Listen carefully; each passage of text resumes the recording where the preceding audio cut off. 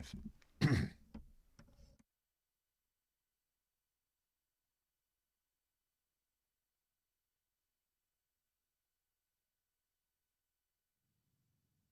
Ben, no, we're not going back to WCPT. How's it going, everybody? No, this taser in the rearview mirror. Can I just let the cat out of the bag, D? Come on. Sure. So, folks, just call me Matty Millennial. We're doing this. I'm doing this on a laptop. Yeah. Okay. I know our listeners are out there like, big deal, Ben. Yeah. Why you bragging? Why you bragging about a laptop? It took Dennis and me.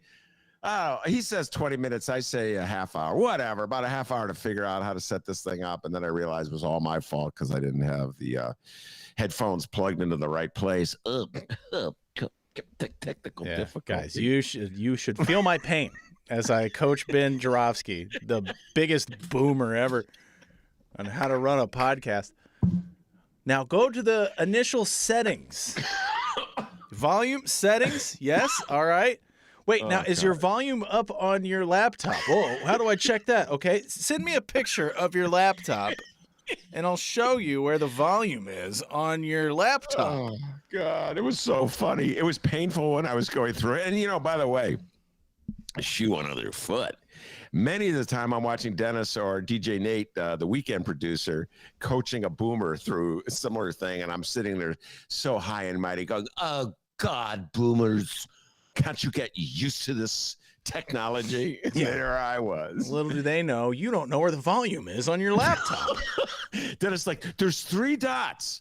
You see the 3 I don't see any 3 dots. No, there's 3 dots. By the way, ladies and gentlemen, you know there's 3 dots on a laptop? Yeah. Didn't know that, huh? Yeah. I don't know if that's really true. Hey, Sergio's listening. What's going on, Sergio?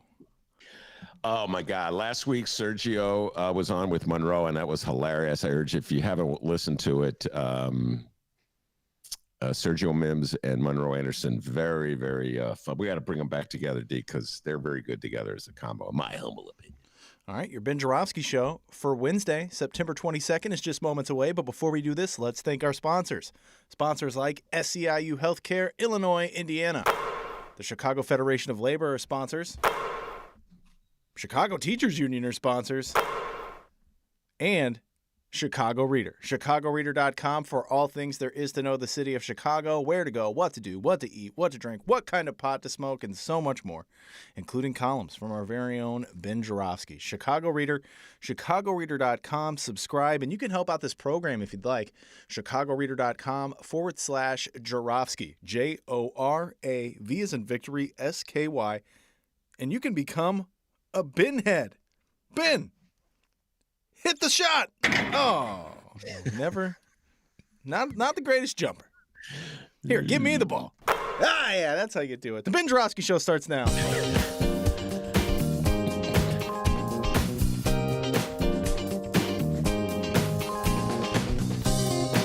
It is Wednesday, September 22nd, and live from my apartment and his attic, this is the Ben Joravsky Show.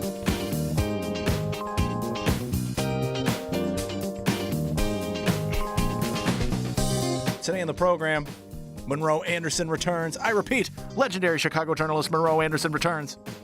And Miles Camp Lassen.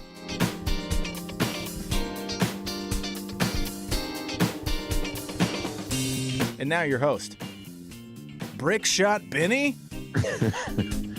Chicago Reader columnist Ben Joravsky. Hello, everybody. Ben Joravsky here. We're calling this Rom Gets Rich Wednesday, and here's why. Because Rom got rich. That's why. All right. Let me set the scene. It was Monday morning. I was dutifully writing my column, a brilliant dissertation on the budget process, when all of a sudden, pew, that's the sound of a text coming in. I got a text from a man in Chicago that I will identify only. Oh, let's give him a nickname, Deep Throat, because he probably doesn't want to be identified. All he was doing was sending me a tweet that had just come out from a gentleman named Kenneth Vogel, New York Times reporter. I'm going to give a shout out to Kenneth Vogel, enterprising New York Times reporter. Apparently, he had just been waiting for the moment when public documents showing what Mayor Rahm, his financial disclosure statements, he was required to disclose his income over the last few years because he wants to be ambassador to Japan. That's how much Mayor Rahm wants to be ambassador to Japan. He released all his financial documents or his financial statements revealing how much money he's made over the last few years. This reporter from the New York Times, Kenneth Vogel, jumped on it and he immediately sent it out in a tweet. And Deep Throat here in Chicago saw it and sent it to me. And so all of a sudden, you had to hear this sound. Whoosh! That's the sound of me ripping up one column, metaphorically speaking, because it was just on a computer. And that's the sound of me typing another column. Yes, the glamorous life of a Chicago reader-writer, folks. It's not what you think it is. Meanwhile, I'm doing all this, by the way. I just want to point out, I'm wearing my pajamas, just like Hugh Hefner, because it's, hadn't quite got dressed yet. By the way, Monroe Anderson has joined us. Monroe Anderson has joined us. He's on deck. He'll be coming on real soon. Anyway, Monroe will enjoy hearing this. It turns out that while Mayor Lori Lightfoot was giving her budget address to the Chicago City Council at roughly the same time, I was reading how much money Mayor Rahm had made. And so Mayor Lori Lightfoot is pledging to do everything she can, moving heaven and earth to help the poor, eradicate the plight of the poor. Meanwhile, Rahm's getting rich. And that's how it goes in the city of Chicago, ladies and gentlemen. Mayors say they're going to help the poor, but the poor somehow or other never get help by the city of Chicago. And meanwhile, mayors go on and make a lot of money. Now, Mayor Rahm made over $13 million. I wrote a column about it. You can read it in the New York Times, the Chicago Sun-Times. Lynn Sweet wrote about it today. You can read it, her version of the same story if you want. Or you could just go back to Kenneth Vogel in the New York Times and read the actual financial documents that Mayor Rahm had to submit. You could read all three of them. But the bottom line is this. Mayor Rahm made over $13 million, a good chunk of it, $12 million as an investment banker. I remember when I had to interview Rahm many, many years ago. This is when he was running for Congress back in 2002 in the 5th Congressional District, and he had just made a big chunk of cash as an investment banker.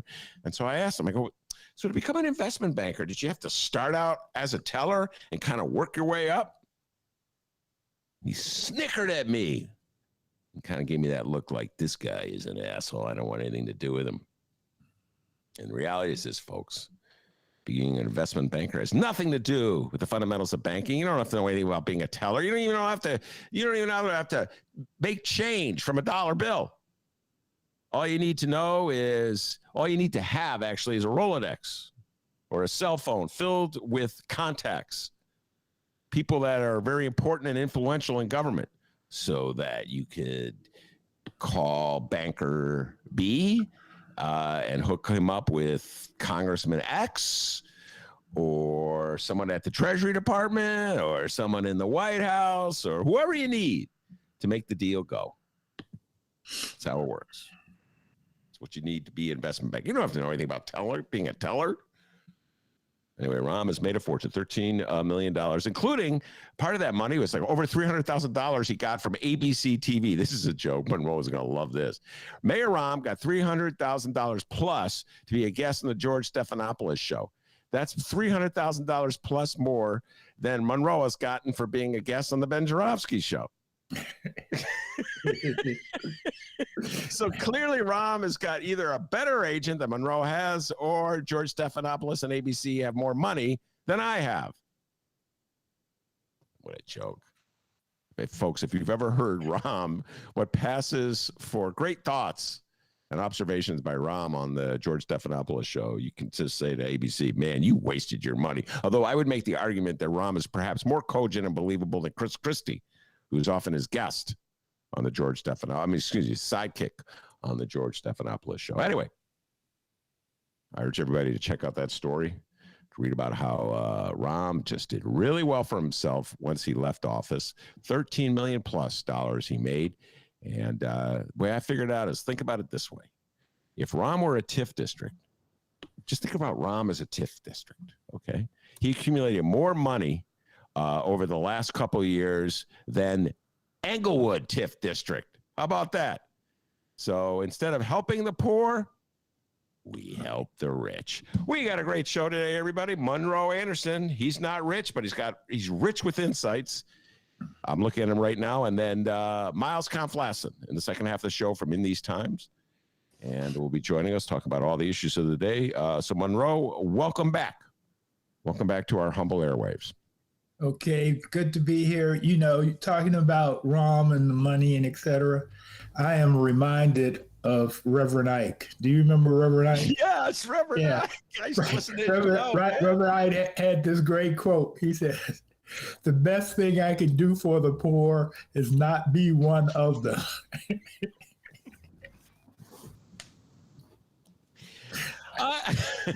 I agree, Reverend Ike.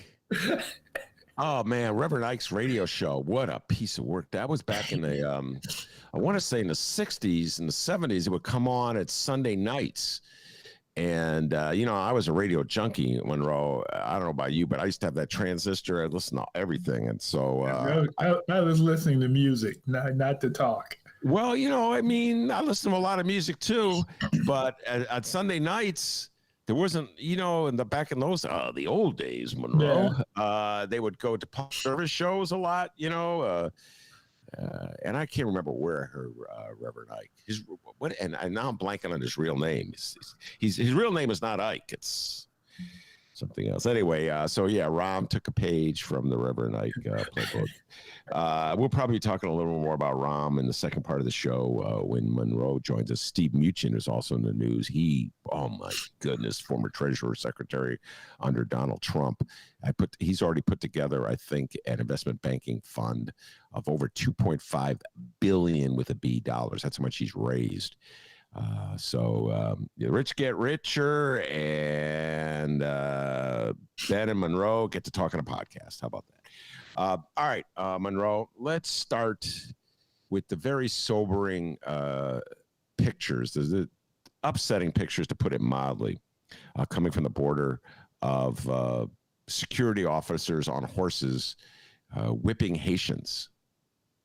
I'm like, was this like a scene from 12 Years a Slave? Was this like out of Django? I mean, well, the thing is, they were crackers. I don't know what I say. I think I've mentioned this on your show before, but my theory as to how racist white people got the moniker crackers was that it comes from plantation times when the overseers cracked the whips on the slaves to make them work harder, or to punish them for not working hard enough, or just because they felt like beating a black person that day.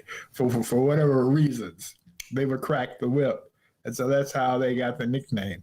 And this is what these guys were doing. Yeah, they didn't have whips. They were using the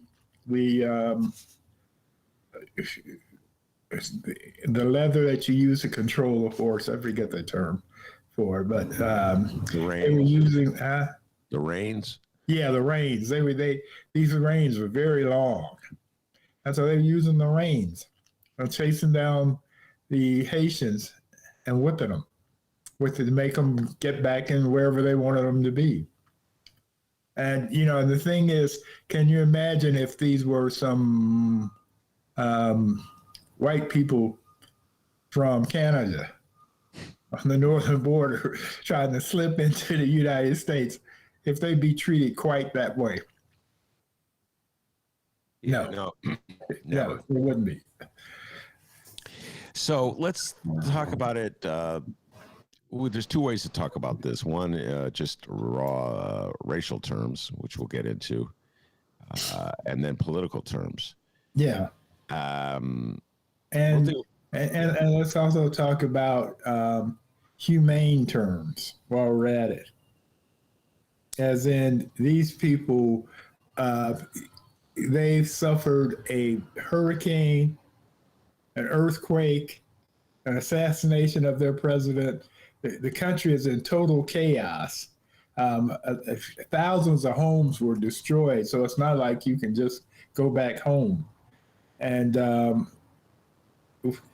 we're gathering them up and dropping them off back on the island. Really twisted, man. The whole history of the United States with Haiti, I could give a whole dissertation on it, hold back on that. But it's been yeah, well, with white people at Haiti in general, because they were the first slave colony to get freedom. And what's really amazing about that is that after they had their revolution and freed themselves from the French colonists, then France made them pay back money for freeing themselves. It's sort of like Elder and him saying that the plantation owners ought to get reparations because they lost property. Oh my goodness, Governor Elder, Larry Elder. Yes, let's just pause. I'll never forget watching that clip of him on the Candace Owens show, Larry Elder, and explaining, and because she was like, "Oh, I don't get where you're going at with this." And so he explains it to her about how, well, if you view slaves as property, when you freed them, you're taking away the property that the slave owners own. So you got to compensate them for the property. And the part that's whacked out enough, Monroe. But the part that gets me every time is Candace Owens nodding her head like, oh, yeah, I never thought of it that way. Right. Yeah. Well, actually, I've never thought of it that way either. But but she was impressed. When I heard it, I said, that's crazy. Monroe, I'm going to ask a question that's so obvious, but I'm going to ask it anyway. I mean, it's not really a question. It's just the hatred of black skin is so deep. Right. I mean, I've watched the reactions over the years that white people have when black people come in their neighborhood as opposed to any other color. And it's really deep. It's just like in your head, you can't escape it. It's just part of your psyche. It's what you're taught from the earliest moment. And so the different reactions, like when Cubans come to this country, the different attitudes about immigration, when Afghanistan refugees come to this country, Vietnamese refugees come, and I'm not hating on any of these refugees. Okay, I'm not hating. I'm just saying the different attitude with something about when the skin is dark, people lose their minds. Yeah. Richard Pryor had this joke about the Vietnamese. He said when they brought him over here, the first thing they told was nigger, with an Asian accent, First first word they learned. Right. It's always trouble, by the way, a tangent with a tangent. Whenever a guest starts to, and it's always a boomer, starts to quote a Richard Pryor joke, I'm like, where's he going? Because, man, I love Richard Pryor to death. Monroe knows that because that's our generation. But a lot of his humor just does not translate into these politically correct times, Monroe. I'm just telling you that. Oh, yeah. No, I had a woman who had listened to him, a boomer, had listened to him, but hadn't listened to him in a long time. And she says to me, I didn't realize his humor was so misogynistic. And yet some of it is so true and so relevant even today. It just blows my mind. His two stand-ups that are, you could see, they're probably playing on YouTube. They're just so brilliant. Anyway, all right, enough on Richard Pryor. But so, all right, that's the racial terms. It's just our country's attitude toward Haitians is so baffling because Haitians have lived in the United States for so long. Contributed to the United States for so long. Jean-Paul Baptiste du Sable. Yes. Baptiste du Sable was a Haitian. Yeah, that's true. The founder of our city. Yes. Wow. They'd be whipping him if he was across the border too. Right, exactly. So, all right. I got to give a shout out to April Ryan. I was telling you about this. She is with Griot, And I forget which network she used to be on. She made a name for herself as a very determined questioner of presidents at press conferences. Did not back down. Had a lot of guts, and Trump hated her. And she has, I think she was on ABC. I don't remember, Monroe. Anyway, Yeah, no, she asked him hard questions. she would ask him hard questions, Yeah. and he just hated her. And since he was a racist, a white supremacist racist anyway, the idea that a black woman, and a misogynist too. So the idea of a black woman asking him these questions just really got under his skin. Absolutely. Well, she was coming at Jen Psaki, who is Joe Biden's press secretary. She was coming at her strong yesterday, and I don't know if you saw those clips, but Jen Psaki. Sometimes I watch those press conferences, but I didn't. Oh, yeah, I was being interviewed for another Harold Washington documentary. Another one? Yeah. So, which one was this? It's okay. We're way off track. Yeah, well, let's get back to the Okay, we can pick up, but I'm in Punch 9, the documentary that's been finished. It's been in the making. I was a young man when I was first interviewed, and it was so long ago. But anyway, I'm in that, and it's had its screening at the International Film Festival, or it's going to have it. Yeah, no, we talked about that with Sergio last week. Yeah. Yeah. Okay. So this one is being done by a guy named Craig Williams, who is from Chicago, but he's a producer. He's out in LA now, and he's doing one about Harold, and he has old footage. In fact, he was telling me that somebody was doing a black biography series for BET, and interviewed Harold, Eartha Kitt, just a bunch. It's a whole bunch of famous black people who were interviewed. He went through the names. I was being interviewed. I wasn't taking notes, so I'm doing this off of memory. And one of them was Harold. And so he's doing the Harold, but he also, Jesse's another one that was in it. But anyway, he's going to do all these biographies with interviews from the actual people who are now dead, and people who are living who can talk about them or who knew them. For example, with Eartha Kitt, he's going to interview a couple of the women. Eartha played the Catwoman, so he's going to interview a couple of the current black women who've played Catwoman. All right. Wait. So I don't want to go down that because that could be right. No. A whole other tangent. I want to get back to the political ramifications. So I did watch at least one segment, the exchange with April Ryan, basically cross-examining, coming at her hard, and deservedly so, and I applaud her for it, because what Jen Psaki did was what press secretaries generally do. Monroe knows this game because he was a press secretary. Yeah, right. So there's a hard, tough question about what went down on the border, where these border patrolmen are cracking the whip, literally, on Haitians trying to get into this country. And clearly, the Biden administration has not figured out what possible response it could give, which straddles the line between being tough, quote unquote, on people trying to sneak into the country and being not being racist. Okay, they hadn't figured out. And they're also trying to be humane, since Trump was not. They're the anti-Trump administration, or trying to be.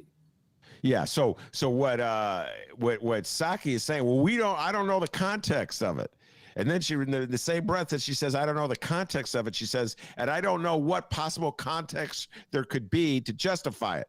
So in other words, she doesn't want to criticize what she saw without being able to say, she doesn't want to criticize it because that would look like she's criticizing the policy itself. And they want to make sure like they look like they know what they're doing at the border, Monroe, and that there's a purpose to what they're doing.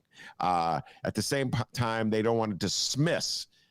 because that would be inhumane, as you pointed out. So she's really trying to walk this fine line, and April Ryan is not having it, Monroe. She's going to keep coming at her. Right. Like, what? Who's responsible for this? Right. Right. So politically, what's the fallout politically? Well, the fallout politically is with the MAGA people. They see this 15,000 or so Haitians at the border as barbarians at the gate, and Trump kept them out. And Biden's too weak and too soft and too incompetent and too senile to keep them out, and that's how they're playing it. And they're white power and proud of it. Yeah, that's how they're playing it. Meaning that's how MAGA's playing it. The MAGA people are playing it. Yes, yeah. And Biden is trying to be a little more civilized about it, but the thing is, I mean, if he had the power, which he doesn't, that's his problem with that 50-50 Senate split, and a bunch of several blue dog Democrats at that.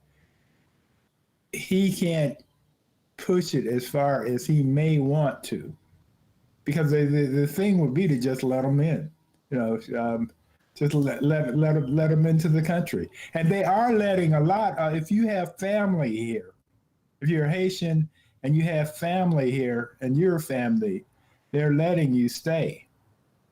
They're sending the plane loads they have sent so far has been single adult Haitians. So for those poor people, you don't have any family, you don't have any loved ones. We put you back out there. You got to fend for yourself. Well, apparently, nobody told the Border Patrol that it was a new administration that was humane and sensitive to the needs of refugees. Nobody told them that. They didn't get that message. They somehow or other that message wasn't communicated. Right. No, they're stuck back in 2018. So yeah, it's 2018 as far as it's permanently 2018, and Trump's in charge. I don't know if Joe Biden will ever figure out a strategy or approach for immigration. Monroe, coming from the southern border, it's such a politically, as you were pointing out, it's such a politically charged issue. MAGA is vehemently against any form and the Republican governors are beating it, that horse. Yes. Abbott is just indignant that he would let these people do this, and he wants an investigation, et cetera, et cetera, et cetera. It's a different kind of, to the point, it's a different investigation. So April Ryan wants an investigation as to what led Border Patrolmen to think they could just whip Haitians. Right. And Abbott wants an investigation into how did those Haitians get to that point, and why weren't they whipped beforehand? And why did they shoot some of them? Why did they try to save on bullets or something? I'm joking, of course. Yeah. That is the mentality. That's where we are right now. Right. That's our country right now. And a guy like Biden is concerned and afraid that, you're right, Monroe, politically speaking, if he goes too far to appease the April Ryans of the world, then he'll be exposed on his right flank, if you will. And the Greg Abbotts of the world will come at him strong. So, an old-fashioned centrist Democrat, man, that's a tough position. That's a lot of spinning that he's going to have to do. Yeah, it is a lot of spinning, and I think what we should do is give the French their Statue of Liberty back. That's just say, because it was a gift, because they freed the slaves. They freed my ancestors. Here in America. And as a result of the freeing of the slaves, The French gave us, the U.S. or them, however I want to look at it. But anyway, they gave them the statue, and then you have the poem that I forget the woman's name. They told Lazarus. Yeah. You know, give us your poor, your blah, blah, blah, blah. Anyway, all that is null and void. Now that's so 19th century. You know? No, it is. I remember old boy. What was his name? Miller, Stephen Miller. The aide to Trump who like concocted this whacked out notion about keeping immigrants out, even though he is a descendant of immigrants. Right. He getting into it with a White House reporter about that poem. And he was trying to say that the poem really didn't mean. He was trying to reinterpret. I got to give him credit, man. He did it with a straight face. It's like, well, you know, the poem it's not really about letting people in. You got to understand there was another. Then he started quoting some other part of the poem that keep the people out. I just made that up, but I'm like, God damn, what a twisted mind at play here. Right. And you know, his family has disowned him. Well, all right. Speaking of families disowning you, perfect transition. Okay. Donald John Trump, former president of the United States, has sued his niece, Mary Trump, at the New York Times. And this story just broke today. I saw it. It broke yesterday. Oh, it broke. Yeah, okay. Well, for me, it broke today. Yeah. I'm a little behind. This is a twisted, warped world.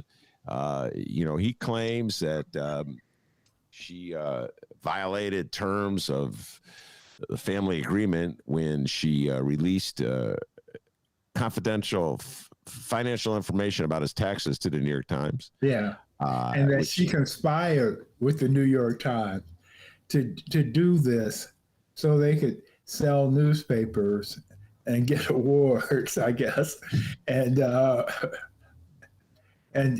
just hurt his feelings. Yeah, I think it's the world's dumbest lawsuit because. As we've had this conversation before with Jim Coogan, it exposes Trump to depositions.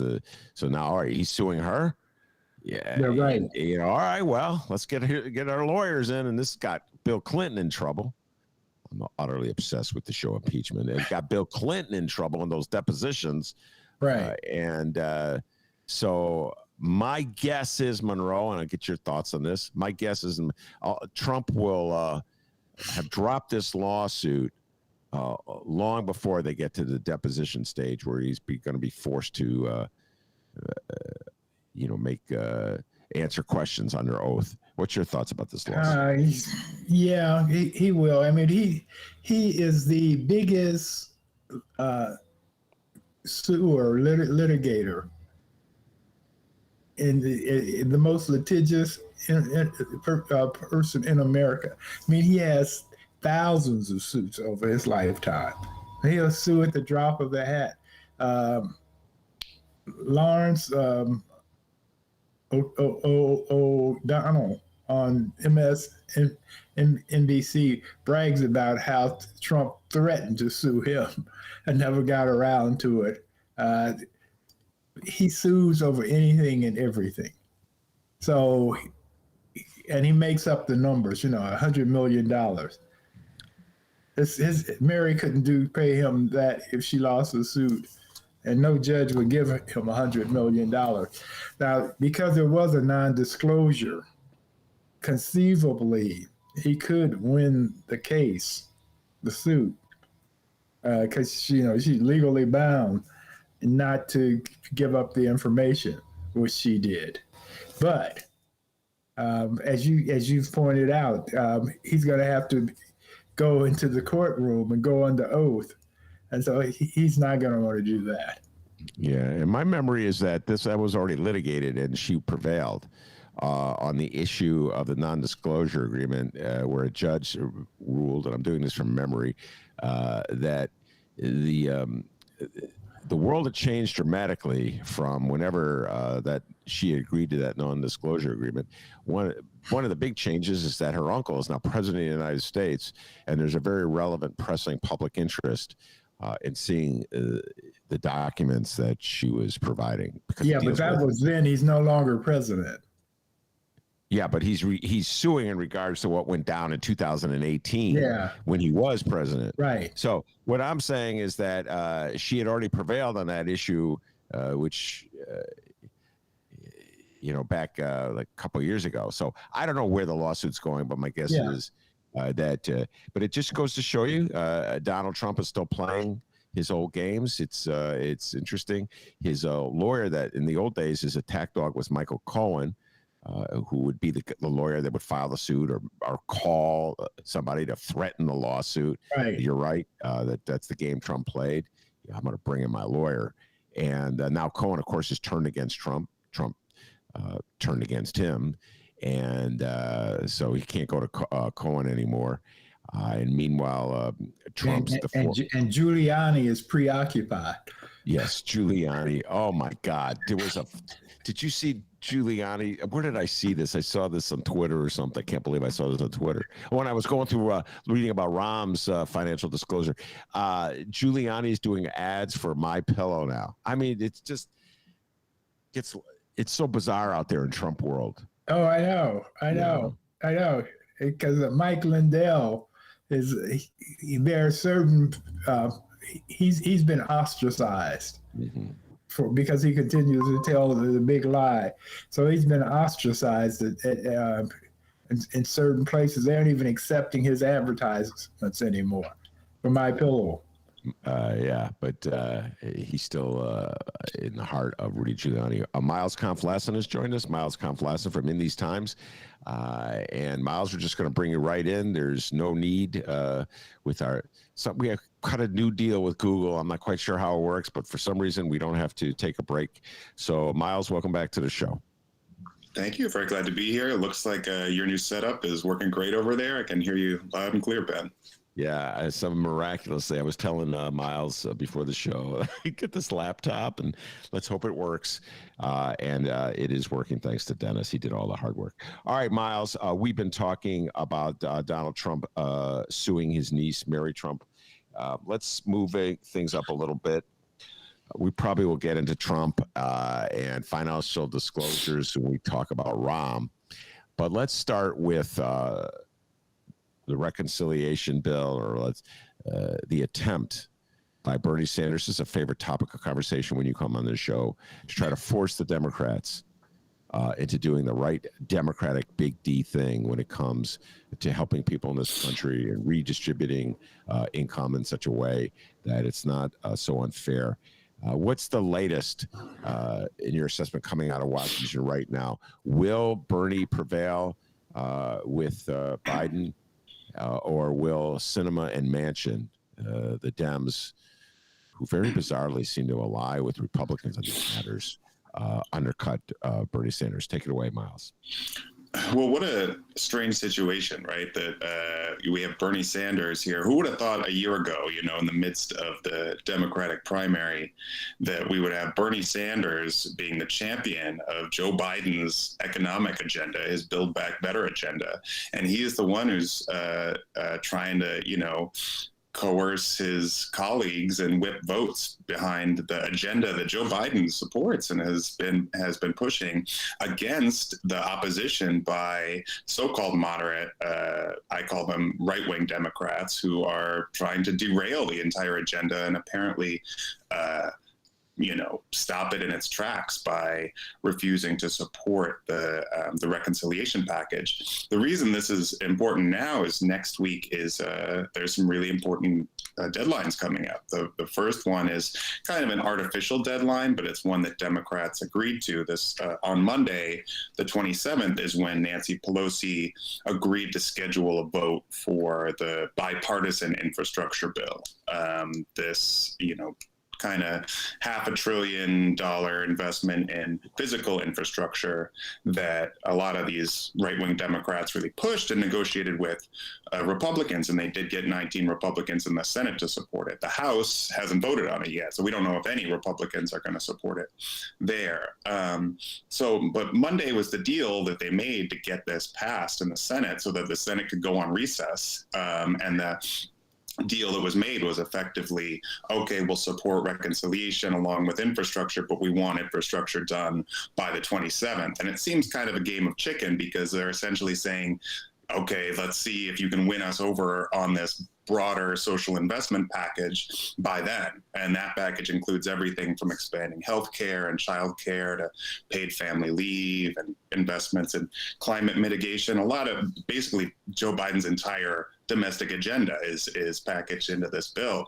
And Nancy Pelosi has got her work cut out for her to figure out a way to get figure out how to handle this situation where there's going to be a showdown on Monday. Now, she says still the reconciliation bill is going to be done by Monday, that it'll be written and that they'll be ready. So she's still standing by that, but she's also standing by her strategy of saying we're not going to vote on the bipartisan bill until we have agreement on the reconciliation package. So yeah, we'll see. We'll see what happens. But go ahead, Monroe. Yeah. One thing she can do, and this is to pass the bill and then not give it to the president. There's no law that says once a bill is passed, she has to give it to him to sign. And so she can pass the bill to satisfy the less progressive Democrats, and then just sit on the bill until the reconciliation bill gets ready, and then she can send it both to them at the same time. Yeah, I think there's a few different legislative, mechanics that she could do and that the Senate could do. She could also just delay the vote. I mean, they don't. What I'm sure that they don't want to see happen is, what the so-called centrist Democrats don't want is to see the bill fail. And right now it doesn't have the support. Pramila Jayapal, the head of the Congressional Progressive Caucus, representative from Washington, says that half of her caucus, which is over 90 members, is prepared to vote against the bipartisan deal in the House. So that if Nancy Pelosi even brings it up on Monday, even if she's not going to send it to the president, unless there's a deal on this reconciliation package, they're not going to support it. And I don't think she's going to bring the bill up for a vote if it's not going to pass. I mean, Nancy Pelosi doesn't do that. So that's really where the challenge is. And today at the White House, President Biden is meeting with a whole host of players in this. The collection of these centrist Democrats are coming, Manchin and Sinema included, as well as Bernie Sanders and Pramila Jayapal. So he's trying to, get them all together and find a way to pass his agenda. And his biggest ally he has is Bernie Sanders, who everybody thought, was going to be his opponent throughout this stuff. But in fact, he's the one that's carrying on the Biden agenda and trying to push it forward. And as I said, trying to convince these recalcitrant members to get on board and support their Democratic president. Well, in your sense, who is going to make the most significant compromise, Miles? The moderates or Bernie? Well, assuming that a deal is made and that they can get anything through, I mean, you would have to guess that there's going to have to be some more negotiation. But I think that's still up in the air. I mean, these Sinema and Manchin have not said that they'll support anything. They haven't put forward any kind of counter proposal. They just said, we want a strategic pause on this bill. We want to pass the infrastructure. They want to go back to their constituents and campaign on that and just forget about the whole, human infrastructure agenda. So I would have to guess that that there would be some negotiation around it. And most likely, I think you'd see what you saw in the original negotiation. Bernie Sanders and the rest of the Democrats that authored the original reconciliation package originally wanted it to be $6 trillion, and they lowered it to 3.5 at the demands of the centrists in the Senate, including Manchin and Sinema. So what they would say is that they've already massively compromised. Yeah. And the way that they did that is by basically lowering the lifetimes of these programs, so that they would, programs that were meant to go on for 10 years or go till 5 years. For example, the child tax credit, this landmark legislation that's sending, $300 per month to American families for each child, an incredible social investment that they originally wanted to extend permanently. And there's a lot of pressure to do that. But the current House bill, which was made in, collaboration with the Senate and it only extends it till 2025. So I think what you'd see is more negotiation around those things about the lifetimes of these programs. There's a whole questions of means testing, which Joe Manchin is pushing, basically saying we want to lower the eligibility and make it harder for people to access the benefits. That's going to be a fight as well, I'm sure, that will come up. But yeah, I think that this week is going to be really important in figuring that out. Also on Thursday, we should say Thursday is the deadline to do something with the debt limit so that the U.S. doesn't default. And Republicans have said they're not going to help the Democrats at all. They're willing to just let the economy default, which would wipe out nearly 6 million jobs. It would lift the unemployment rate to 9%. They're bluffing. They're not going to do that. They're masters. Well, the masters of the universe. Not going to let the stock market take that hit, even temporarily. So Mitch is bluffing on that one, I think. Well, what do you think will result then? Do you think that they'll sign on board and not stop filibustering it? Right. Well, they may filibuster it a little while, but ultimately they because that's money that's already been spent. No, it's not like. Okay, well, this is my Christmas shopping list, and I want all these things. And the Republicans are saying, no, you only can have 10% of it, not all of them. The gifts have been unwrapped. They're in the house. And so they have to pay for it. Or they will. I agree with you, but the House has already passed that bill that would extend the government funding, and that the Republicans in the Senate have filibustered it. So it is currently, stalled. So unless when we get to the deadline. Well, I ultimately wonder what is the end game for Mitch McConnell on this. So other than bringing back. They're so bizarre, man. How anybody believes anything a Republican says. They're bringing back their alleged concern for fiscal responsibility, right, and living within our means. Right. If you recall, they had abandoned that during the Trump years, after when it didn't matter when we gave the massive cut in taxes on the wealthy. So now they're going back to that, rhetorically speaking, Miles, and so they're trying to redress themselves as fiscal conservatives who care about things like balanced budgets, which is utterly absurd. So I don't know ultimately what he wants. Do you understand, Miles? Well, I think that what he wants is pretty clear. It's what he said at the outset of Joe Biden's presidency, that he wants to block his entire agenda from going through and make sure Joe Biden's a failed president. And one way to do that is by making sure the economy craters. So I would like to think that he has more of a sense of that, but I think McConnell is a purely political, power-hungry figure. And if he sees an opportunity to, to make Biden's life as hellish as possible and increase his political prospects, even if it means tanking the economy, he's willing to do that. The other thing that could happen, of course, is Democrats could just, push it into the reconciliation bill. The problem with that is they would have to then send it back to the Senate and back to the House. There would have to be this whole other vote-a-rama, and that screws with the whole timeline on getting reconciliation passed, which they've also put a deadline on for if it's linked to the infrastructure bill. So yeah, I think it's going to be a real test of what the prowess of the Democratic Party and whether they can hold together to pass an agenda that actually would help working people. This would be completely historic legislation if they can find a way to get it passed. But the people standing in the way of it right now, as you mentioned, Joe Manchin, he's the highest paid member of the Senate from donations from the gas and oil lobby. Kirsten Sinema is one of the highest people getting contributions from the pharmaceutical industry, and she's trying to derail the drug price negotiations. So I think there are real questions of whether there's cohesion even within the Democrats on whether they want to see this expansive agenda passed, or if they just want to to twiddle their thumbs and go home.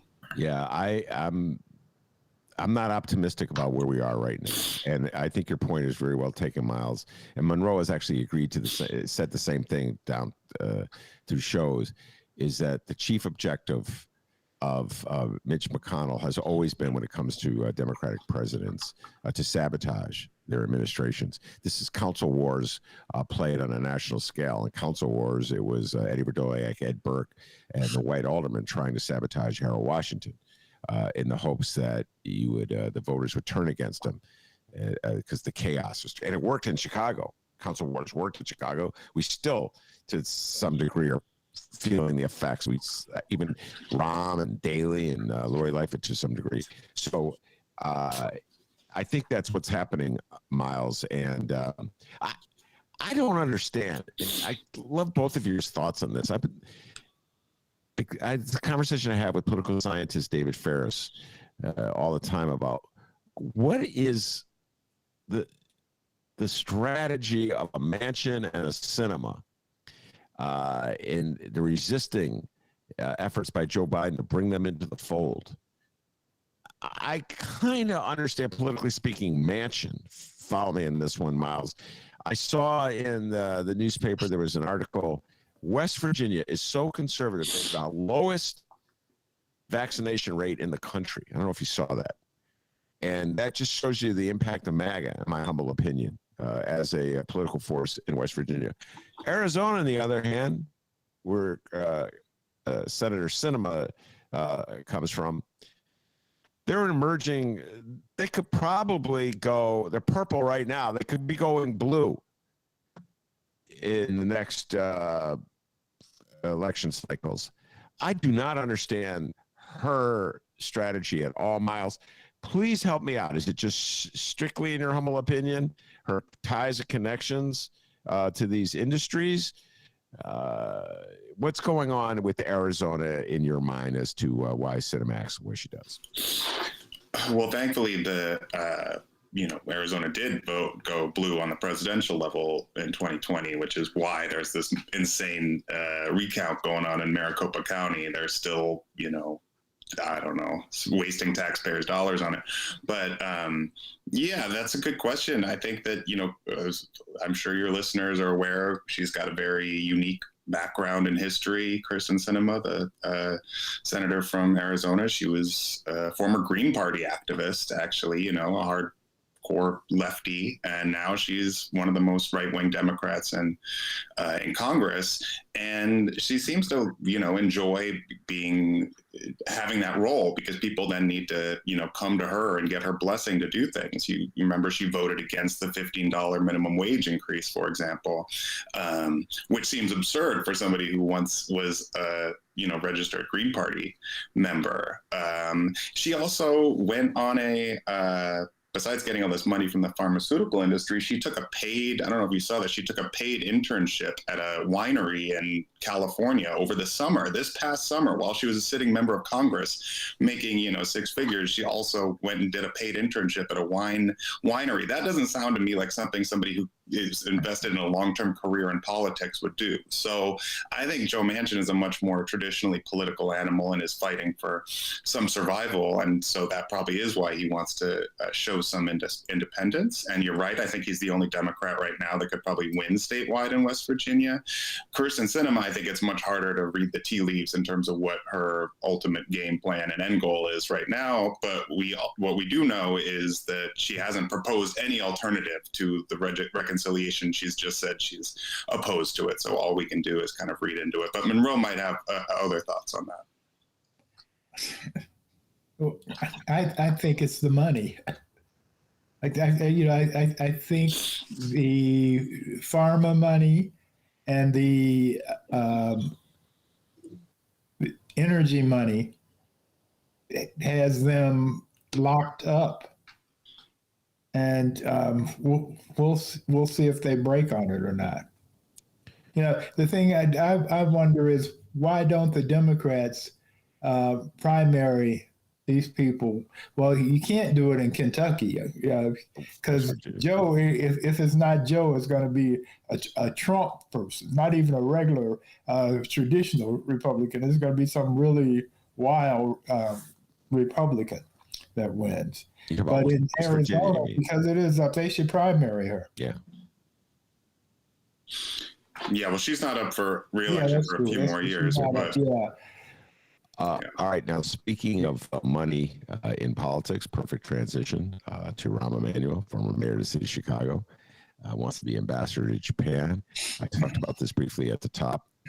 And Miles, get your thoughts on this. On Monday, his financial disclosure statements were released. Kenneth Vogel, give him a shout out from the New York Times, first person I saw, who tweeted it out. And in the years since he left office, Rahm has made over $13 million as an investment banker, as an ABC talking head, and putting deals together. There's really no specificity as to what deals he put together, if he did anything other than lend his name to the company. It's just the raw numbers. So you talk about money and politics. Monroe raised the topic, Miles. It's right there on display. The man was mayor of the city of Chicago, leaves office, and turns that into $12 million worth of cash as an investment banker. Well, Ben, okay, now he could have, we don't know, but he could have done this off of stocks. As an investment banker. I mean, I don't know. It's probably a blend of the two things. But my stock portfolio is up 40% in the past year. I mean, that's what the stock market has done. Well, no, this is the money he made. This is not his personal stock. This is money that is listed as income from I forget the name of the, I don't have it in front of me right here. The investment firm that he's employed by. So he cut a deal with them after he left. This is not his individual stock portfolio. Oh, this is, that was nice try, Monroe.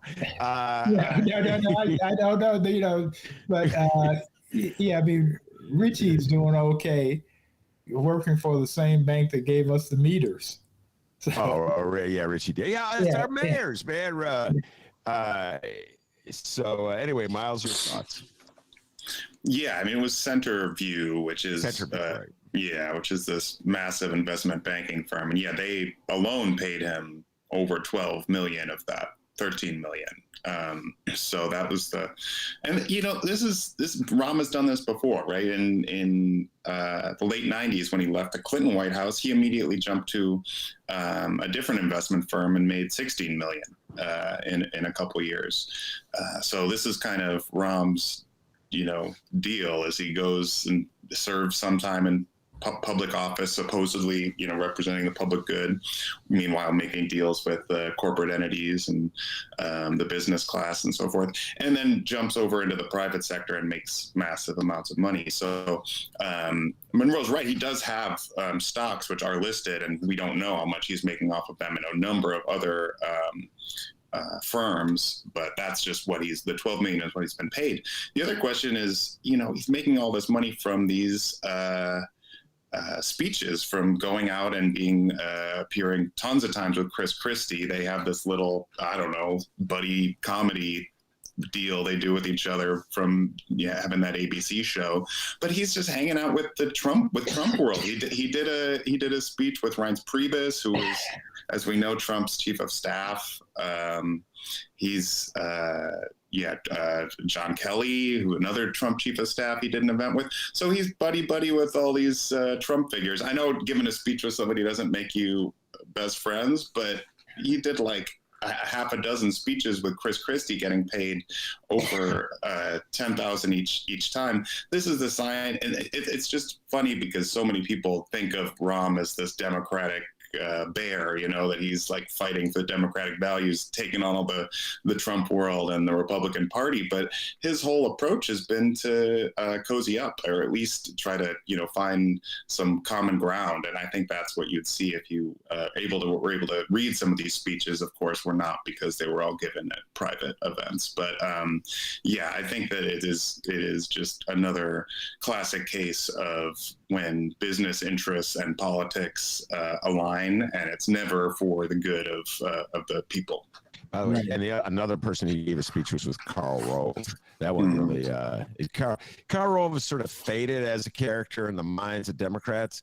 But if you go back about 10 years ago, he was utterly despised by pretty much every Democrat I knew for the role he played in the Bush White House, Baby Bush White House, and the role he played reelecting Baby Bush. And now Rahm's. If you want to know what Rahm and Christie say, just listen to the George Stephanopoulos show some Sunday, Miles, and you'll get an earful of this effort to find partisanship by advocating a mixture of tax cuts on the wealthy and continuing where we are with a fierce opposition to any kind of Medicare for all, and denouncing the teachers' unions and talking about the need for more charter schools, that kind of thing. If you want to know where they're coming from, and I'm sure that's, and then the little war stories they probably throw in at their speeches. Follow the money. That's the point I make. Yeah, follow the money. Well, yeah, follow the money. And the whole reason the whole reason we know about this is because he's probably going to be the next ambassador to Japan. And there has been a spirited opposition campaign against Rahm Emanuel's nomination, but it's being led by the House progressives, people like Rashida Tlaib and Jamal Bowman, more left-wing members of Congress, but the House doesn't get to confirm. The Senate does. And in the Senate, you see people like Lindsey Graham cheering Rahm Emanuel on. And so he's clearly going to, vote to support the nomination, Lindsey Graham, and he'll probably try to whip some votes on the Republican side for that too. So even if there are some Democratic defections over that nomination, I think you'll see the Republicans make up for that. And I think that's another testament to kind of where Rahm Emanuel lies in today's ideological, spectrum. Well, we have Manchin in charge of the energy thrust for Biden, and he made $500,000 last year off of dinosaur oil. Fossil fuels. Fossil fuels. So, I mean, it's just a very weird world we're in right now. If I could just really quick on the question of that, I do think that it is a fair. We should point out whenever there's clear conflicts, and there's no doubt that $500,000 in a year from an industry that you're supposedly legislating around and hopefully regulating, that's a conflict. That said, one way around it I would offer is that it makes sense because that's such a powerful industry in his state, right? The oil and gas is, so it makes sense that they would donate a lot of money to him. If you want to look at it from that perspective, the way around some of this conflict, then I would offer is what they could do is just throw a whole bunch of money for West Virginia into this reconciliation bill to, get those workers trained first in clean energy jobs or do some transition, and find some way to appease some of these interests, even if it seems like, a giveaway or something. If it's in order to pass this massive legislative effort that would radically improve the lives of people all over the country, that is probably a deal worth making. So I hope that there's some of that, wheeling and dealing going on at the White House today to figure this whole thing out. We saw that in Illinois last week. We've talked about it on the show when the energy bill passed, was signed by Pritzker, where money went to Commonwealth Edison to keep its nuclear power plants open. So that workers wouldn't lose their jobs, and Commonwealth Edison wouldn't have to close those facilities. And I just had to shake my head and smile, because that's exactly what you were getting at there, Miles. It's just greasing the wheels to get something passed. And I don't know if you can grease the wheels in Washington these days in the face of Mitch McConnell sabotaging government, going back to the last conversation. And I don't know if what Rahm does is in any way remotely linked to passing legislation that it would help people. I think what Rahm does is cut deals that help Rahm and his clients, and it's not about helping people at all. That's what's so dispiriting about it. And I'll get back to something that, Miles, that we talk about a lot on this show. And it's one of my favorite topics. It's the issue of shaming voters. And I always say, when you and Mike give me, and Sarah Lazar, throw her in the list, give me grief for shaming voters. And I got to give the voters a pass. and I'm talking MAGA voters out there. I'm going to give you guys MAGA a shout out here because MAGA, I'm thinking about this a lot since I've been watching that Lewinsky Clinton series on TV. But Rahm, what he does when he leaves government after professing to care so much about the poor people of Chicago and not really doing anything for the poor people of Chicago and goes right out and becomes an investment banker. And Lord knows what he did to earn $12 million, Miles. That just feeds the cynicism that is so alive in this country and that gets so many MAGA people to say, what difference does it make, Democrat or Republican? They're all just feeding at the trough. They're all just looking out for each other. They don't care about me. And at some level, Miles and Monroe, I don't know how to answer that. When you see examples like Rahm, $13 million in 2 years. And I don't know what he does as an investment banker that would help anybody in the city of Chicago. You know what I'm saying? It's not like he's putting together an industry that's going to bring jobs to the west side or the south side or create new forms of energy, or, you know, he's not putting his mind on policing tactics or techniques, anything that would help anybody in the city of Chicago. So Miles, confront this issue. Democrats just make their party look so bad when they leave office.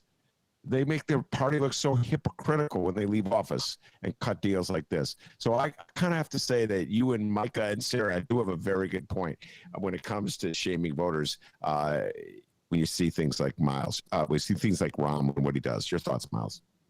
Yeah, there's plenty of reason to be cynical about politics. I think even besides seeing individual politicians profit off of their positions in government, it's the lack of action, you know, and follow through on campaign promises that breeds the most cynicism, you know, because everybody just sounds like a liar when nothing gets done in Washington or nothing gets done at a state house or, you know, City Hall. And I think that is, you know, we're in Chicago. We just saw, you know, Lori Lightfoot, current mayor, introduced a budget. She campaigned on a promise I very much remember of reopening the mental health clinics in the city that Rahm Emanuel, when he was mayor, shuttered half of the city mental health clinics. When she was running as a candidate, Lori Lightfoot said she would reopen them, and the new budget, once again, does not, just like the last budget, does not do anything to reopen the mental health clinics. It does make further investments in mental health, which is good, but we got this $1.9 billion in relief funding.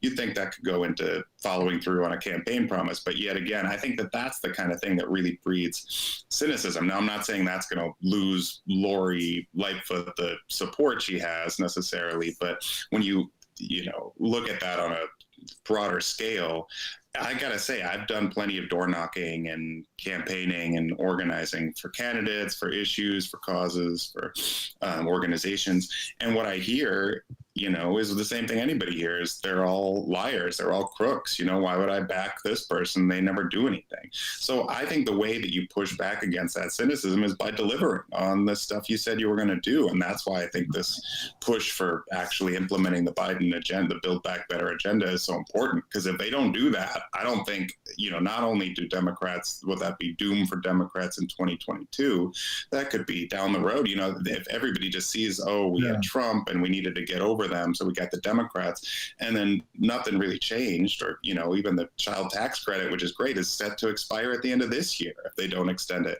How are we going to expect that voters are going to give Democrats another chance unless they actually follow through on some of this stuff? Having a Rahm Emanuel definitely does not help, but I will say in another city, Rahm Emanuel would probably be running in as a Republican rather than a Democrat. It's just because we have a one-party city that he was able to kind of position himself. But if you look at the agenda that he was running on compared to other people's agendas, it was pretty conservative in terms of today's Democratic Party.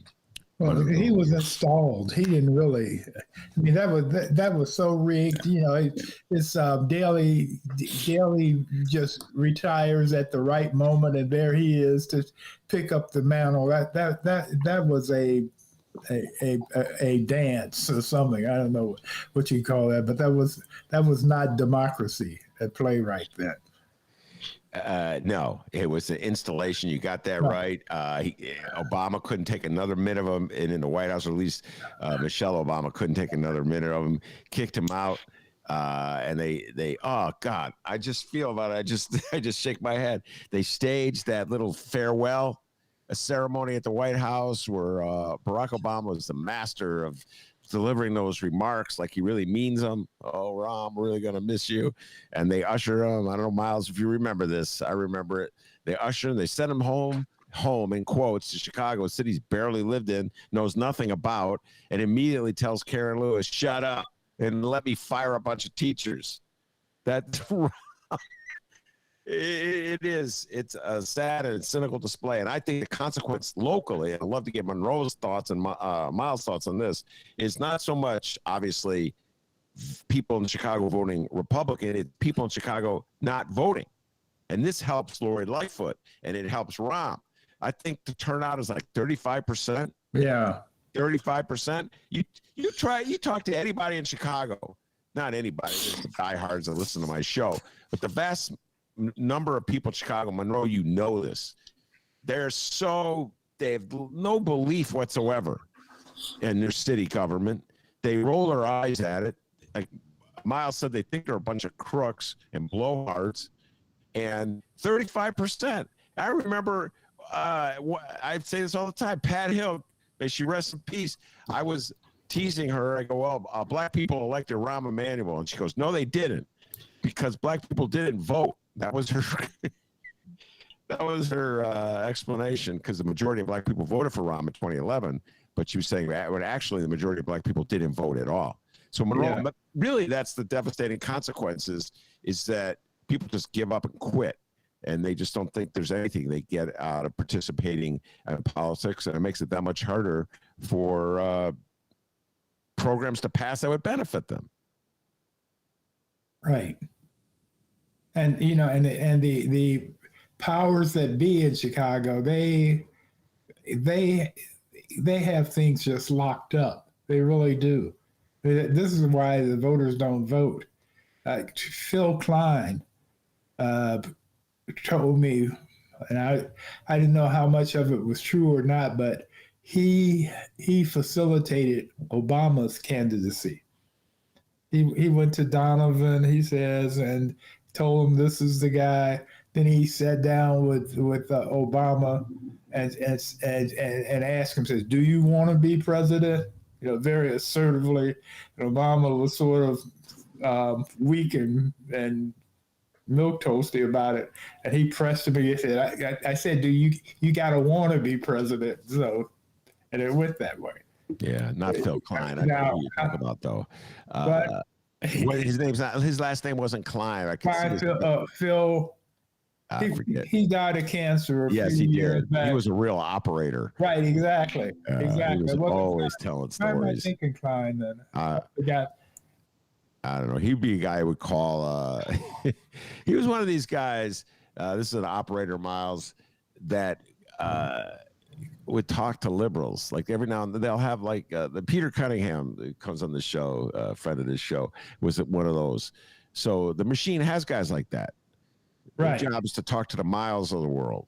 Right. Anybody ever? I don't know if they ever make their way to you, Miles, but occasionally they'll make their way to me, and they talk to, like, you know, they can like understand your lingo, and then they try to appease you. And Phil was that way, Monroe. That guy you're talking. Yeah, Phil was that guy. You know, he's a good friend of Joe English's too. Yeah. Yeah, but I can't. Okay. From Austin. Yeah. Yeah. So Miles, that's why I think it's an important story to illuminate what Rahm Emanuel is up to, in the hopes that the city will disassociate itself from him or from that type of politics. But I don't see that happening in Chicago or in the Democratic Party, particularly. And that's why it's symbolically so wretched that Joe Biden would nominate him to be ambassador to Japan. Your thoughts, Miles? Yeah, they haven't. They're even boasting, I think, the administration, that there has not been the type of cohesive opposition or resistance to Rahm Emanuel's nomination as there have been to other nominees in the past, including Neera Tanden, who was certainly the only high-level post that Joe Biden had to pull back the nomination for. And that was over the resistance of Joe Manchin, largely, even though, Joe Manchin is the same person who approved all the, voted for Trump nominees that said all kinds of horrible things about Democrats. But apparently Neera Tanden doing it was too much. I mean, there's plenty of issues, I think, with Neera Tanden, and her opposition to the left wing of the Democratic Party in many instances. But the mean tweets she wrote was an absurd reason to sink a nomination. Now, somebody who covered up a video of a police murder and somebody who, oversaw massive disinvestment in communities of color in their city, like Rahm Emanuel, you'd think there's maybe more of a reason to oppose that nomination. And I think that's why you are hearing vocal opposition from, there's some groups like Roots Action. Norman Solomon is involved in that group. I know he's been on the show. And of course, as I mentioned, a number of members of the squad and the left wing in the House are speaking out against it. And I think that this example of this story of him profiting off of his time in office helps to back up their position. But you're right. I don't think that that's been enough to convince the Biden administration. I do think, though, that Rahm Emanuel running on the agenda he did in 2015, maybe 2011, would have a harder time. I don't know. I mean, I think you guys are both right that he was installed, that was not completely, that was, Obama helped to get him the mayorship in 2011. But in 2015, he did have to run on an agenda. And I don't think that would have been as embraced in today's Democratic Party as it was then, because things have changed. I think the COVID pandemic has just changed how people view the role of government and their expectations of it. And certainly it's shifted the mainstream of the Democratic Party to the left. How that plays out on the local level is always questionable, but I do think that there has been some change there, and that's at least one positive direction, even if we wind up with an Ambassador Rahm. Yeah, and we will wind up with an ambassador. I must concede that. I think you're absolutely correct, Miles. I'll go on. I said this the last time we were in the show. Bernie will vote against him. I'm not sure about Elizabeth Warren, and there are enough Republicans. What a joke! I had hoped that there'd be some aggressive MAGA-ites who would ask him tough questions in the nomination process. Maybe one or two of them will step up. I doubt it, though. It looks like they're lining up for Rahm, and I just laugh because Neera Tanden, they bounced her because she wrote nasty tweets about Ted Cruz. I have to laugh, man. Democrats, the way that Democrats play the political game and the way Republicans play the political game, Miles and Monroe, I do not understand why Democrats think they can prevail. Democrats, they love to go against their base. They love to go against their base, man. They love to go against their lefty base and their black base, and they think that's how you win over middle America, and that's how you win elections. And Republicans would never in a million years, if you had a candidate for any position being put out there by a Democrat or Republican that MAGA despised as much as the left base despises Rahm, no way. No, Mitt Romney wouldn't vote for him. Susan Collins wouldn't vote for him. It's the difference, Miles, between Democrats and Republicans.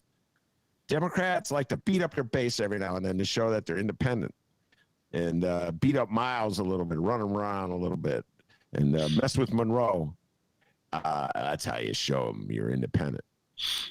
Well, that was especially true during the Obama years, and I think Rahm Emanuel was a big part of that. I mean, he called the progressives effing retarded, which is a extremely, vulgar phrase to use. But he also said, screw the UAW when, there was the fight over the auto bailouts and the union was asking for, support for auto workers. Rahm Emanuel took that kind of tone. You'd think that organized labor, the traditional base of the Democratic Party, would be supported in the White House by the chief of staff, but no, he decided to pick a fight and and Robert Gibbs was calling everybody under the left the professional left and speaking out against it. I think that was a real time when there was clear resistance to progressives as somehow against the base of the party. But I think that hopefully is starting to change.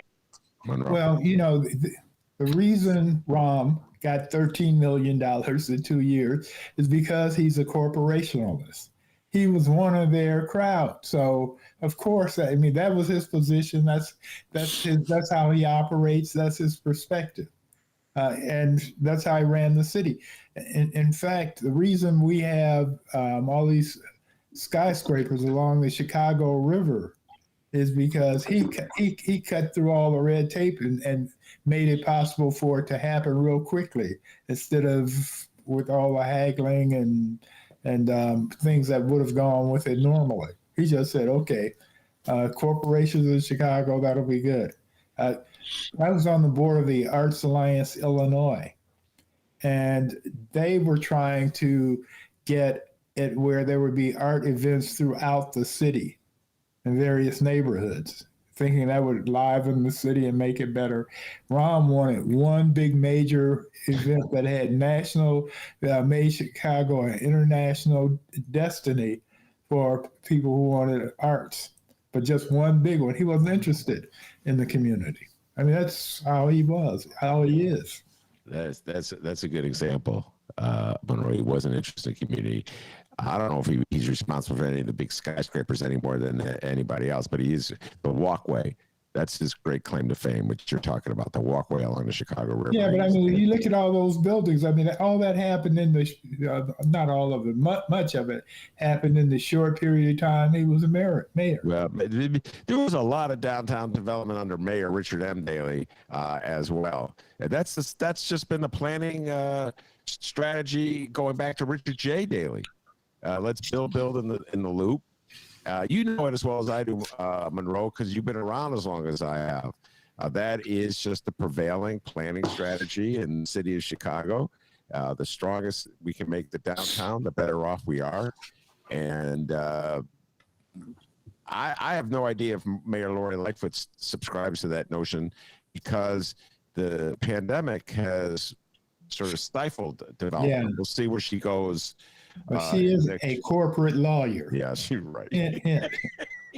You're right, Monroe. All right, now I got to ask Monroe this question to get Miles to weigh in.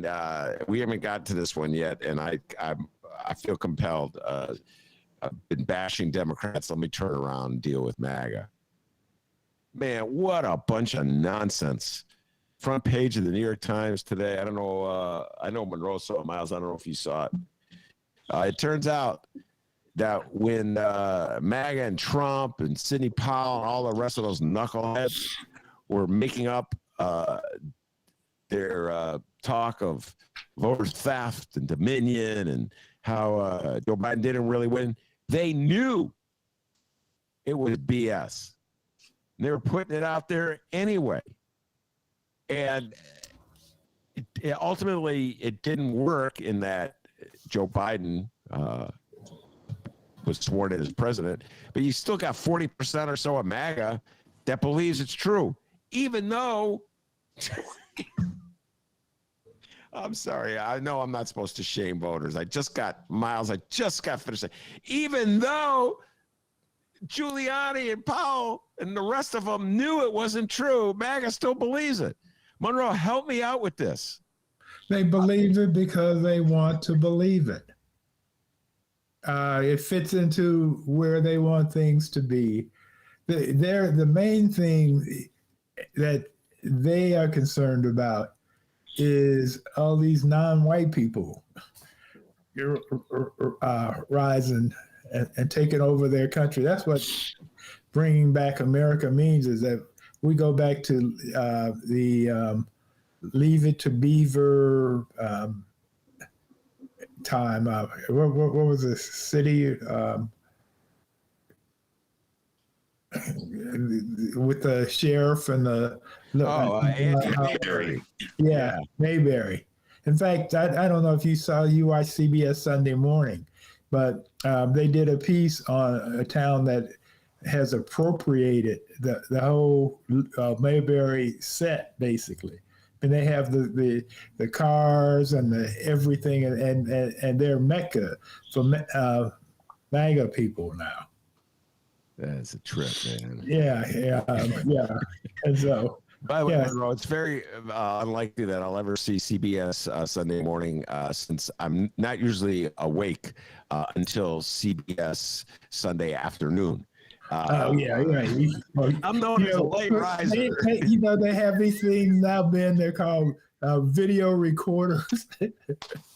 Where you can actually tape something in the morning and look at it when you get up in the early afternoon. I roll out of bed just in time to see the Bears enter the second quarter of a 12 o'clock game. Miles, your thought on MAGA and the cheating, the claims of cheating, et cetera, and so forth?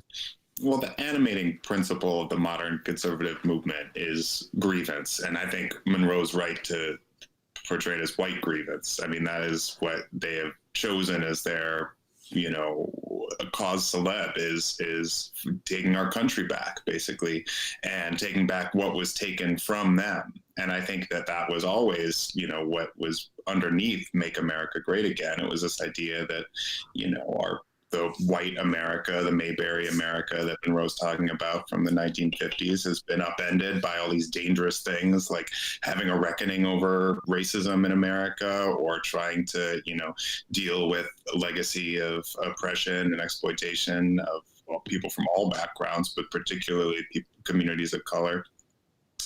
And this time they decided, okay, well, we can get people mad about something else being stolen, the election, and we're going to say, for one thing, then Trump doesn't have to admit he lost, which if you read The Art of the Deal, that has always been his approach to anything is just don't admit any fault, don't admit you ever lost, just project strength. So he was, clearly always going to do this. So it helps him and his ego. And then it also helps the base to have a way to deal with the fact that they lost, by saying, oh, we didn't lose, and actually the election was stolen. And so we're going to fight to get it back. That's why they stormed the Capitol. And that's why the base still believes in Dominion, even though you're right. Of course, it was a cynical ploy made by, right-wing elites that don't care, they're getting paid either way. Giuliani and Sidney Powell. But they're able to stoke this base because they've gotten them so riled up over all kinds of issues. I think that it's interesting to see how critical race theory has gone out of the public discussion, but it served its purpose to get people really angry. And now that anger is turning into over vaccine mandates and masks and things like that. It's just, if you gin people up and get this constant outrage machine running, you can kind of swap in any issue, but the election being stolen, I think, really helps to keep that principle of grievance and white grievance going. Yeah, well, they just keep it going. You look at Kaepernick, for example, and his taking the knee, and how that became such a big issue when there was nothing to it really, except he was protesting a black man being killed by a white cop. Yeah, man. Oh, God, Monroe, Colin Kaepernick. It's everything you guys just said is they try to, like Miles said, swap in any issue. It doesn't matter if it's real or not, just swap it in. Colin Kaepernick, of course, was vilified as unpatriotic against the military, et cetera, and so forth. And that was so 2016 because they tried to cancel his culture. And now supposedly they're outraged at liberals who cancel their culture, lefties who cancel their culture and make them pay for their political beliefs. And I can't think of one MAGA person who stood up for Colin Kaepernick's right to peacefully protest. Can't think of so they clearly have no principle that they're following. It's just a tactic. It's just swapping in one. I'm going to steal that line, Miles, and maybe give you credit. I don't know. Swap in one issue. That's great. That is really insightful. Just swap it in, drop it in. Critical race theory. You're right. That's not playing on the radio right now for MAGA. It'll come back, Miles. It will come back because that one works so well for them. But yeah, right now they're probably talking border stuff. They're talking border and mask. I mean, they're snatching mask off of people's faces and things. I mean, it's just, it's ridiculous the way they are. Yeah. And what's really makes this interesting is while they don't want the vaccination mandated because it's their body and their choice, but on the other hand, when it comes to abortions, then it's okay for the state to tell a woman what she should do with her body. Yeah. Absolutely. And no consistency whatsoever. All right, Miles, before we end it for the day, give some shout outs to In These Times, great publication. A lot of outstanding writers, a lot of outstanding young writers, I always say. And anything you in particular want to alert people to? Of course. Yes, please check out inthesetimes.com. And you can sign up for our weekly newsletter. It comes every Saturday, and then has all the headlines. We've got a great story up by Hamilton Nolan right now, my great coworker, on this reconciliation fight. In terms of shout outs, I got to give a shout out to somebody you brought up earlier, Peter Cunningham, because I actually ran into him on the Montrose Beach the other day, and he remembered me from the show and other such things. So he has not tried to, influence me in any way besides, being talking to me about some rock and roll stuff. So shout out to Peter Cunningham. And I got to give a shout out to a new addition to the fam, which is since the last time I was on the show, I actually became an uncle. My brother, August, and his wife, Rachel, had a beautiful baby named Owen, baby boy. So he's doing well. So yeah, big shout out to Owen. All right, Owen, welcome to the dance, Owen. Welcome to the dance. All right, and so, gentlemen, the next time I talk to you, I will be in Los Angeles, and I'm going to do the show remotely for a couple of weeks while I'm in Los Angeles. Today was a test run here on the laptop, and so far it seems to have worked, thanks to Dennis. You put up with me at the outset. Oh, geez, folks, if you could have seen that. Anyway, so I'll be having to get up early, Monroe, relatively early, because LA, of course, is 2 hours behind. So what I think we're going to do is start the show at noon. I mean, I start the show at 2, so I don't have to get up that early in LA. So we may start the show when I'm in LA at noon. I'll be out there for a couple of weeks.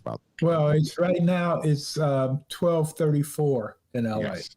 So could you imagine if I had to start this show at 11 in the morning? I mean, having gone to bed at about 5, which is kind of my hours these days. By the way, one last thing. I know Monroe watched the first 2 episodes. Miles, you haven't watched it. I urge everybody to watch Impeachment.